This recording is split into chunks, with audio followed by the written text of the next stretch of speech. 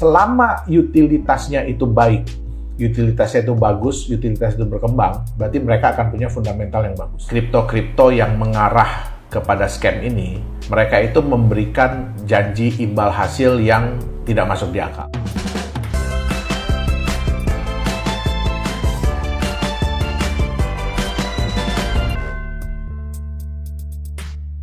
Teman-teman, gimana sih caranya untuk mengetahui Anda investasi cryptocurrency yang tepat atau tidak? Karena ada kripto yang scam, ada yang real, lalu ada juga yang tidak scam sih, cuma projectnya gagal. Nah, gimana cara kita bisa mengidentifikasi? Kita tanya praktisinya. Pak Yohanes, kita bahas mengenai tentang kripto scam. Kripto yang scam itu bisa nggak sih kita deteksi sebelum scam? Kita ikutan ya. Sebelum kita gabung, tanda-tandanya ada atau tidak. Terus kemudian yang kedua adalah yang sering scam itu kan ICO. Betul. Dalam tanda kutip ya, scam itu kan bisa jadi memang niat ataupun memang proyeknya nggak ada atau proyeknya gagal. Apa pandangan Pak Yohanes mengenai crypto scam? Ya, jadi ini memang menyedihkan ya Coach ya. Jadi sesuatu sebenarnya yang luar biasa, tapi digunakan untuk hal-hal yang kurang baik. Nah, jadi memang terutama tahun 2017 akhir, nah kita bisa lihat ya itu yang the biggest scam mungkin ya pada waktu itu ya, karena berikutnya ada yang lebih gede lagi. Ada yang lebih gede lagi. Nah, itu adalah BitConnect. Nah, biasanya yang kripto yang mengarah kepada scam ini, mereka itu memberikan janji imbal hasil yang tidak masuk di akal. Mereka memberikan janji imbal hasil yang tidak masuk di akal. Mereka mau supaya orang-orang itu semakin eager, semakin nafsu ya untuk membeli. Nah, terus yang kedua, biasanya mereka ini memberikan reward yang sangat berlebihan kepada marketingnya. Jadi bagi orang-orang yang mau menjalankan, itu diberikan reward yang sangat berlebihan lah ya. Contohnya misalkan, kalau Coach Tom saya ajak masuk $1.000, saya bisa dapat $300. Karena gini Coach Tom, sebenarnya kan kripto ini diciptakan out of nothing. Kenapa saya bilang out of nothing? Kita cuma program, terus kalau memang itu koin adalah kita mining. Karena saya bilang sama Coach Tom, ya cuma 2 komputer aja bisa keluar kok koinnya. Nah, atau bahkan kita bikin token dalam hitungan jam. Cuma bikin smart contract, mungkin bisa copy paste dari orang punya, udah keluar tokennya. Terus bisa kita jual. Jadi out of nothing. Nah, pertanyaannya sekarang adalah, sesuatu yang out of nothing ini apa jaminannya bisa menjadi besar? Kebanyakan mereka ini kan mengandalkan komunitas. Betul. Untuk menjual koinnya, mereka mengandalkan komunitas. Tapi kan kita bukan cuma berharap koin itu laku dijual sekarang. Kenapa? Karena yang paling bahaya adalah pada saat dia masuk di market. Benar. Nah, begitu dia masuk di market, apa yang akan terjadi? Bisa nggak dia bertahan? Betul. Nah, bisa nggak dia mempertahankan harga? Biasanya koin-koin yang scam ini, mereka mau secepat mungkin untuk masuk di market. Kenapa? Karena market itu begitu udah masuk di market kan, harga kita nggak bisa kontrol katanya. Ya itu bebas. Kita bisa lihat juga bahwa kebanyakan dari mereka itu awalnya nggak mau ketahuan identitasnya lah. Jadi mereka sebisa mungkin pakai perusahaannya di British Virgin Island lah, negara-negara yang nggak mungkin bisa kita verifikasi deh benar atau tidaknya. Mereka biasanya nggak menjalankan proyek real. Mereka biasanya nggak menjalankan proyek real. Biasanya proyek-proyeknya pun proyek-proyek digital. Yang paling banyak belakangan ini adalah mereka bilang mereka trading kripto. Itu yang lagi tren kemarin itu. Benar. Atau copy trading ya. Jadi hal-hal seperti ini sebenarnya kita harus lebih waspada sih. Kita harus pelajari dulu white paper-nya. Nah, terus orang-orang yang ada di belakangnya. Siapa sih mereka ini? Bisa nggak diverifikasi ini orangnya beneran ada apa enggak? Kadang-kadang pakai itu Coach. Mungkin Coach tahu Fiverr ya, Fiverr.com itu yang menyediakan jasa bikin video, bikin animasi, bikin apa. Yang ngaku-ngaku saya adalah CEO-nya, padahal itu aktor ya. Betul. Kita harus lihat. Mungkin kita kadang-kadang harus belajar Coach. Kena dulu di sini gitu ya. Nah, Tapi di situ gunakanlah, kita itu belajar. Ternyata yang kemarin ini tipenya begini, modelnya begini. Nah, kalau besoknya muncul lagi yang begitu, ya hati-hati. Nah, itu harus hati-hati. Jangan kejeblos 2 kali. Betul. Gitu ya. Masa modelnya udah sama, konsepnya udah sama, main lagi ya, gitu loh. Nafsu pengen hilang duit. Betul. Nah, ada nggak tipe-tipe modus-modus scammer di kripto? Tipe-tipenya apa sih? Oke, jadi gini, mungkin Koston tahu money game ya? Money game ya? Ya, kalau dulu kan money game itu kan mereka kan kita kasih rupiah atau US dollar, nanti kita akan diberikan return dalam bentuk rupiah atau US dollar. Ya. Nah, seperti yang kita tahu kan, ini nanti akan bubble. Sebenarnya gini, Coach, return itu tidak dilarang, betul nggak? Kalau kita bisnis, pasti ada keuntungan. Ya. Nah, wajar kalau kita membagikan keuntungan. Betul. Pertanyaannya adalah, keuntungan ini beneran nggak? Benar. Iya kan? Benar keuntungan, atau sebetulnya memindahkan dari bawah ke atas. Betul. Ya. Sekarang mereka biasanya kalau udah mau bubble, ya, kan kalau kita cuma ada satu tempat gitu ya, Coach ya, uang rupiah masuk, nanti dia bayar orang, uang rupiah dia keluar. Ya. Nah, kan kalau dia bubble kan lama-lama habis. Benar. Habis dia nggak bisa cetak rupiahnya kan. Betul. Nah, disinilah muncul penggunaan kripto. Muncul penggunaan kripto. Kenapa? Kripto kan bisa dibuat sendiri. Benar. Nah, akhirnya apa? Uang rupiah masuk, kripto yang keluar. Uang rupiah masuk, kripto yang keluar. Tapi nggak ada harganya tuh kripto? Nggak ada harganya. Betul. Nah, secepat mungkin masukin di market. Dapat koin.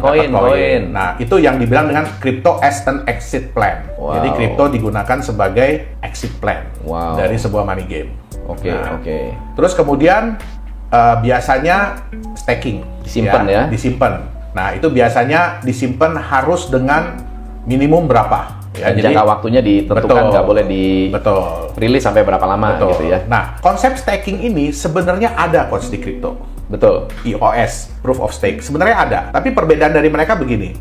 Proof of Stake yang sebenarnya, itu koin itu harus disimpan di wallet yang memang dedicated untuk aset tersebut. Iya, deposito lah ya. Betul. Itu di dunia sering disebut QT wallet atau kalau di Bitcoin namanya core wallet.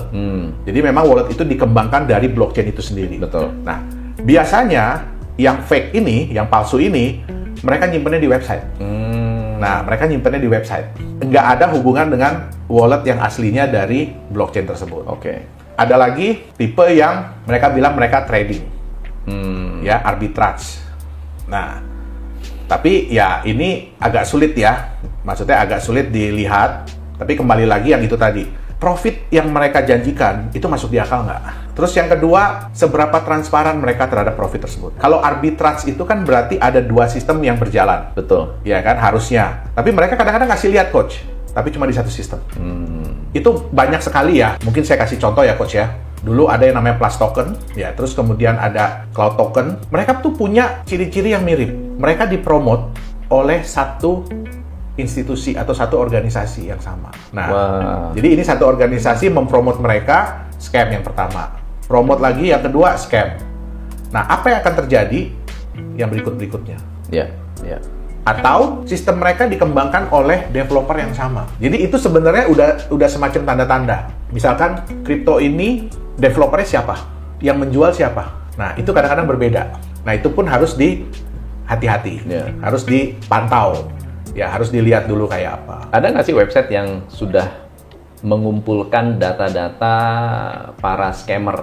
Kalau menurut saya yang paling liable ya, yang paling bisa kita lihat, itu adalah ada namanya behindmlm.com. Behindmlm.com. Ya, behindmlm.com. Ini berarti kan mereka akan memantau mana-mana koin-koin yang dulu, bukan hanya koin berarti ya? Ya. Mereka juga memantau MLM atau money MLM game yang ataupun scam. ya investment scheme yang about a bit fishy. Nah, berarti kita juga bisa nilai dari profil scammer ini. Betul. Biasanya nggak jauh-jauh beda. Betul. Modus-modusnya. Betul. Oke, ya. Mantap. Jadi ya kalau dia promote yang seperti itu, ya biasanya kalau yang dia promote berikutnya ya nggak jauh-jauh beda lah. Nggak jauh beda ya. Oke. Thank you so much. Malam hari ini kita sharingnya sangat mendalam. Ya, mohon maaf buat teman-teman yang punya niat untuk melakukan scamming. hati-hati, Anda akan ketahuan ya, cepat atau lambat. Ya. Tapi banyak juga yang apa namanya, yang nggak ketangkep tuh banyak sekali ya. Banyak, sana ya. banyak. Kripto ini seperti pisau, Coach. Ya. Tergantung di tangan siapa ini dipegang. Ya. Nah, terus salah satu orang yang sukai dari kripto ini adalah anonymous-nya. Dia memang bisa di tracing, tapi dia sifatnya anonim. Tidak ada rahasia, tapi transparan. Ya, ya. Nah, jadi ini yang sering dimanfaatkan kerahasiaan ini. Untuk mengetahui kalau kripto yang benar tuh gimana? Boleh. Yang bagus gimana? Boleh. Fundamental, menilai cryptocurrency yang bagus seperti apa? Ya. Kita akan membahas mengenai bagaimana cara memilih cryptocurrency yang bagus untuk Anda trading atau Anda simpen jangka panjang. Pak Yohanes, Ya. ada nggak sih cara-cara untuk memilih kripto yang sehat? Oke, jadi kalau kita bicara secara global ya Coach ya, yang paling penting adalah kita harus tahu dulu, ini aset ini ada fundamentalnya nggak? Ada fundamental. Nah, gimana caranya mengetahui fundamental dari cryptocurrency yang from nothing itu? Ya, oke. Jadi tetap yang kita harus pelajari adalah konsepnya. Ya. Ya, masuk di akal atau tidak. Kita mudah nggak mengerti. Kita mudah nggak mengerti kenapa kripto ini suatu saat akan bernilai. Jadi dia bisa punya value. Ya. Yang lebih bagus lagi tentu saja kalau kripto tersebut ada intrinsic value-nya, ada nilai dasarnya sendiri yang dikandung. Itu lebih bagus lagi. Nah, kita bisa lihat utility coin, ya, utility asset. Kenapa mereka bisa bagus nilainya? Kenapa mereka bisa berkembang nilainya? Karena fundamental mereka adalah utility-nya. Ya. Dipakai lah. Betul, dipakai. Ya. Nah, selama utilitasnya itu baik, utilitasnya itu bagus, utilitas itu berkembang, berarti mereka akan punya fundamental yang bagus. Iya, ya. Nah, tapi kadang-kadang ini pun nggak cukup. Kenapa nggak cukup? Kenapa saya bilang nggak cukup untuk menilai ya Coach ya? Kenapa? Karena kebanyakan developer ini menjual aset kripto sebelum utility ini ada. Sebelum utility ini ada. Nah, bagaimana kita bisa menilai? Ya, ini kira-kira bisa nggak ini? Ya, kita harus lihat dulu ini masuk di akal atau tidak. Ya. Nah, pertama kita lihat dulu developer ini bentuknya apa? Apakah dia perusahaan atau dia grup atau dia anonim? Nggak jelas siapa. Gitu loh. Nah, kalau memang mereka itu berniat untuk mengembangkan asetnya ini secara terus-menerus, tentu saja mereka pasti sudah mempersiapkan fondasinya ya, yaitu apa? Oke, kita bikin badan hukum, kita bikin perusahaan. Nah, terus kita harus lihat lagi di mana badan hukum ini berada. Ya, di mana badan hukum ini berada. Karena ya kita tahu ya Coach ya, sekarang kan banyak yang namanya shell companies tuh. Betul. Nah, itu mudah sekali dibuat. Ya, bahkan dengan mungkin uang kurang dari 15 juta aja kita udah bisa punya perusahaan di luar negeri. Ya, dengan direktur yang entah siapa itu, ya kan, appointed director-nya entah siapa, ya. Nah, jadi kita harus lihat ini legalitasnya di mana. Ya. Terus kemudian seperti apa sih regulasi di negara tersebut yang mengatur tentang aset-aset kripto? Ada nggak regulasinya udah? Ya kan? Nah, terus kita harus lihat lagi orang-orangnya di dalam. Ya, orang-orangnya di dalam. Nah, apakah orang-orang ini real atau enggak? Bisa kita lihat atau enggak? Ya, saya ada beberapa kasus ya di mana itu semua orang-orang terkenal Coach ya yang muncul ya. Nah, itu orang-orang terkenal yang muncul. Nah, tapi failed. Ya, tapi failed. Ya. Kita nggak bilang scam ya. Tapi dia failed. Nah, itu kembali lagi kita nggak bisa cuma lihat orangnya, tapi kita harus lihat konsep dia. Ya, bisnis konsep dia. Jadi mau dibawa kemana ini kripto? Utility-nya nanti seperti apa? Ya. Untuk kripto-kripto yang belum punya utilitas, sebelum, jadi dia udah ciptain asetnya, baru dia ciptain utilitasnya. Nah, kita harus lihat utilitas ini masuk di akal nggak? Contoh, ada yang bilang begini, nanti bisa dipakai untuk pembayaran, bahkan sampai pembayaran tol di Indonesia. Itu udah pasti nggak bisa. Ya, bahkan di Indonesia pun sebenarnya ya, kita nggak bisa. Saya nggak bisa nih bayar coach pakai US dollar gitu, nggak bisa, nggak boleh. Sekarang udah nggak bisa. Udah nggak bisa. Kenapa? Karena yang diterima hanya rupiah. Gitu. Jadi kita harus lihat dulu masuk di akal nggak. Ada yang bilang gini, nanti mau bikin mobil yang bisa terbang ke bulan gitu. Nah, mungkin nggak itu terjadi? Ya, nggak usah terbang ke bulan, terbang aja dulu deh. Naik 1 meter ya kan? Tentu bisa. Nah, jadi kembali lagi, ini too good to be true nggak? Iya. Ini cita-citanya ini berlebihan nggak gitu loh? Oke. Nah, terus ya, yang satu hal ya yang sangat kita sayangkan juga ya, transparansi itu belum ada di dunia aset kripto. Terutama gini, kenapa sih kok failed? Kenapa proyeknya failed? Kenapa utility-nya failed? Nah, banyak developer kripto itu yang menciptakan FOMO ya pada saat menjual aset kriptonya. Ya, jadi biasanya kalau dulu coach dijualnya itu ada stage-stage-nya kan. Hari ini dijual cuma 100.000 di harga sekian. Terus naik. Terus orang masuk mau beli, nggak bisa. Ya kan, katanya udah habis dalam waktu hitungan sekian detik. Nah, nanti dilepas lagi sekian. Habis juga. Habis lagi, dilepas lagi sekian, habis lagi gitu. Pertanyaannya, siapa yang bisa memverifikasi bahwa ini itu udah benar habis, betul. Nah, tidak ada. Ya kan? Jadi kalau sekarang kita mau bikin project dengan dana 10 juta dolar. Kita bikin begitu, habis, tapi ternyata semuanya fake, kebanyakan fake, hanya untuk menciptakan FOMO aja. Nah, terkumpul 3 juta dolar. Kira-kira jalan nggak coach projectnya? Kalau duitnya 3 juta dolar sih, butuh 10 juta, duit cuma 3 juta. Nggak mampu. Nah, habis jadinya kan. Nah, terus kita lihat lagi, ya ada yang biaya marketing yang disiapkan untuk menjual aset ini jauh lebih besar daripada biaya dia untuk menjalankan proyeknya sendiri. Iya. Nah, apakah itu masuk di akal? Artinya apa? Dia lebih mengutamakan image ya, branding ya. Orang yang jualan coach. Benar. Karena orang yang jualan kalau dikasih komisi luar biasa, ya kan? Itu aja rasa coklat coach. Betul. Ya kan? Nah, jadi dia bukan mengutamakan daripada proyeknya sendiri. Ya. Itu udah kayak money game, the next money game. Betul. Sebenarnya. Nah, jadi kita sebenarnya paling utama adalah melihat konsepnya dulu. Ya. Ini masuk di akal nggak sih?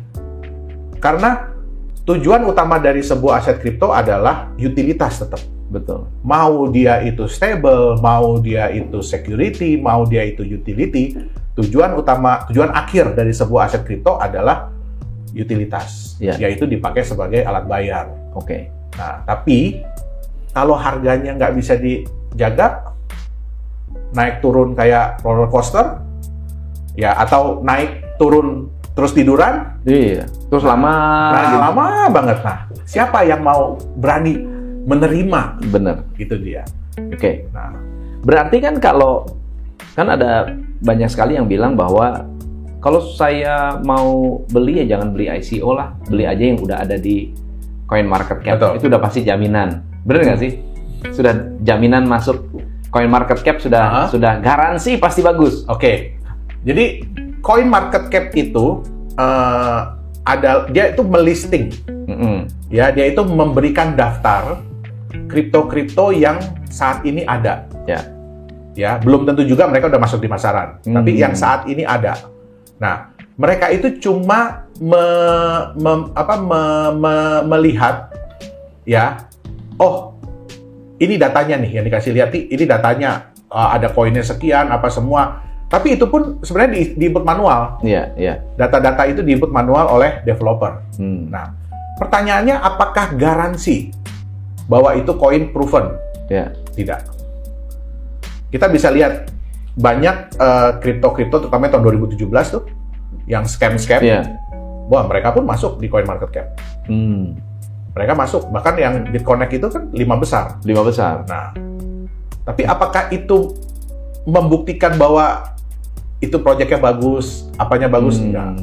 Karena mereka tidak melakukan verifikasi itu. Benar. Itu dia. Jadi tetap ya kita yang harus memverifikasi diri kita sendiri. Benar. Ya. Ada mitos-mitos nggak tentang kripto yang bagus itu apa? Tadi salah satunya tuh masuk ke CoinMarketCap, ya. Atau masuk Indodax berarti udah pasti bagus. Ya. Jadi ya banyak yang bilang, wah kalau koin udah di market itu udah pasti bagus gitu. Sulit untuk dibilang. Kenapa? Ya kita lihat aja deh data di market ya, data di market berapa banyak koin-koin yang begitu sudah masuk di market tiba-tiba jatuh, rebahan atau hilang. Iya, rebahan dalam waktu yang lama atau bahkan di delisting. Ya, jadi mitos-mitos seperti itu yang bahwa kalau udah di exchanger itu udah proven. Ya, bahwa kalau udah di exchanger dia sudah punya udah punya transaksi. Enggak juga. Ada yang di exchanger transaksinya cuma berapa puluh juta sebulan, tapi nggak di delisting juga. Nah, jadi ya sulit. Kenapa? Karena exchanger dan exchanger itu hanya menyediakan tempat untuk kita menjual atau kita membeli, kayak di pasar. Nah, ya apakah barang itu bagus? Belum tentu juga. Benar. Itu dia. Jadi berarti tetap banyak kerja keras yang harus dilakukan untuk koin ini benar-benar ramai. Betul. Ya diperjualbelikan. Betul. Lalu kalau gitu fundamental lain yang bisa kita nilai dari sebuah kripto itu selain dari white paper, kemudian utility, dari segi developer, apalagi sih yang harus diperhatikan? Oke. Sebenarnya kalau kita balik nih coach, ya kita kan tujuan dari kita membuat aset kripto itu kan namanya kan cryptocurrency. Iya. Ya kan. Nah, kita kan ingin menciptakan uang sebenarnya. Nah, saya pernah nonton juga video coach kok tentang sejarah uang. Nah, jadi kalau menurut saya pribadi juga, saya tuh sangat setuju dengan konsep bahwa uang itu di backup oleh sesuatu. Iya. Di backup oleh emas. Oke. Ya. Jadi kita tahu bahwa di dunia kripto itu ada resiko. Ya, resikonya apa? Kehilangan nilai. Benar. Bahkan bisa seluruhnya. Nah, bagaimana caranya supaya uang kripto ini jangan sampai deh nilainya itu sampai 0, jangan deh. Ya. Nah, tentu saja ya kita ada backupnya lebih baik. Nah, yang kita tahu juga bank-bank sentral kan bilang, oh iya mata uang kita nggak tergantung dengan emas. Tapi kenapa mereka masih simpan emas? Iya, benar. Bahkan nambah terus malah, iya kan? Kenapa?